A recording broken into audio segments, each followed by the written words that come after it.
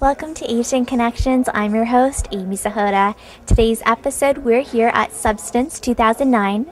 It's a local festival for arts, culture, and eating locally here in Vancouver. This event is 2 weeks long and is at the Roundhouse in Yaletown. We'll have more information, of course, on this show, but first, this could be a word from our sponsors coming up next. Here's Bonita. Thank you for joining me today. Well, thank you. Thank you for coming. Can you tell the viewers at home what is your role?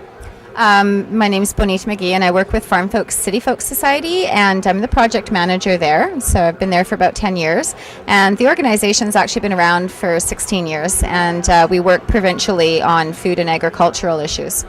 So what are you doing for the festival for the next 2 weeks, 16 days, I guess? Well, this is our first Sustenance Feasting on Art and Culture Festival, and this is opening night. We're having a very good time. For the next 16 days, well, 14 days now, we've got different workshops that we're doing, and on next Thursday we have food, which is an adult-only night, and it's going to be very saucy and very tasty, and a little bit naughty. And then on next Saturday, we've got Family Day, so everybody bring your kids down. Lots to do, lots to learn. It's just going to be so much fun. And at 4:30, we're going to smash open a piñata that is filled with local nutritious goodies, as well as, of course, pennies, because you always have to put money in a piñata. And other great things we have happening actually is on Wednesday, October 14th, we have a film called Tableland, which is by a local filmmaker named Craig Noble, and that's going to be screening. And then on Friday, October 16th, which is actually World Food Day, that's the closing night of the festival, and we'll be having a pressure cooker cabaret and the carnival band, and we'll have beer and we have pizza, and it's going to be great. A lot of events to plan. How long did it take to plan an event this big? Well, we started it a year ago, meeting every month, just sort of brainstorming what this might look like. And I think that we could all safely say we had no idea it was going to get this big or involve this much work. And it was a lot of work, but we were very happy, and we hope everybody will come down to the Roundhouse and also attend a lot of the satellite location events as well. How did this event come, since it's the first one brand new to Vancouver?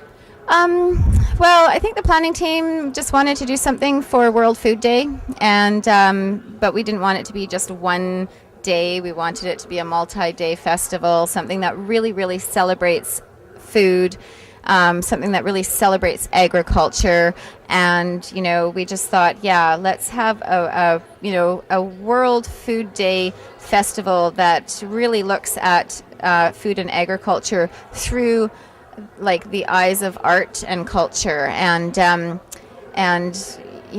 we decided to name it Sustenance Feasting on Art and Culture, which I think is very appropriate. And I just think that there's a lot of struggles and a lot of issues in agriculture, both locally and internationally, that are being addressed and that need to be addressed. And I think that here in Vancouver, we are very lucky to have such a bounty of fresh, nutritious food year-round to provide us with food for our family's table. And this festival is really an opportunity for people to learn more about their food and to celebrate the blessing that we have. Do you find a lot of people aren't aware of that in Vancouver? I think that a lot of people aren't aware of it all over the world, and I think on the other hand, a lot of people are aware of it all over the world and here too.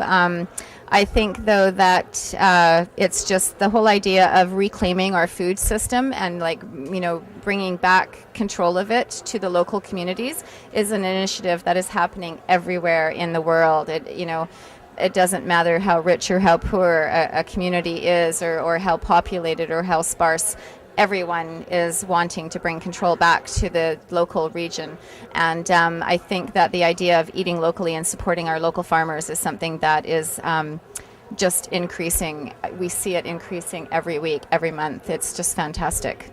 Is that why you made the event really accessible? Because it's pretty much a free event, 95%, would you say? Yes, yeah, most everything is free. And we wanted to make it as accessible as possible for people. We didn't want, a price to be a barrier, whether you could come in and join in a workshop and learn something or, have some fun. Well, thank you so much for educating us today. Well, thank you. And I'm here with Timothy Taylor. Thank you for joining me tonight. Hi. So you're one of the guest speakers for tonight. Can you tell us what you were talking about? Well, I'm a novelist, and my first novel was called Stanley Park, and it was about a chef who cooks with local food. It was written, it was published in 2001, so it was written in the late 90s, and at that time the idea was still fairly fresh. And in the novel, I described the chef going to a festival sort of like Feast of Fields. And the people who run Feast of Fields contacted me and asked me if I would read because there's kind of a nice overlap there. So the book's been out quite a while. What feedback have you been getting from it?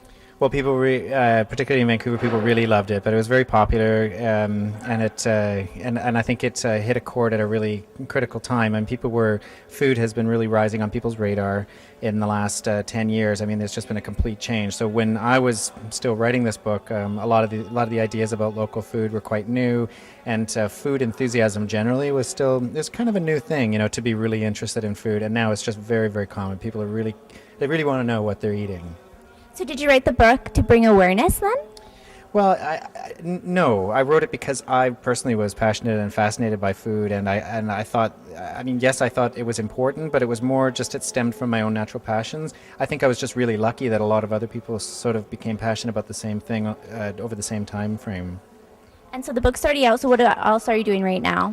Well, I've actually had finished 2 books since then, a collection of short stories called Silent Cruise and a novel called Story House, which came out a couple years ago. And next year, my 3rd novel will come out. It's called The Blue Light Project. Sounds good. Well, thank you for joining me. It was a pleasure.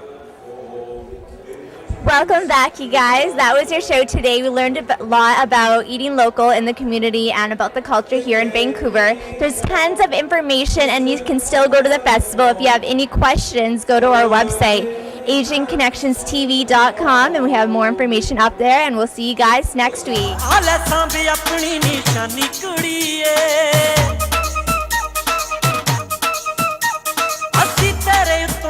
जिंदगानी कुड़ी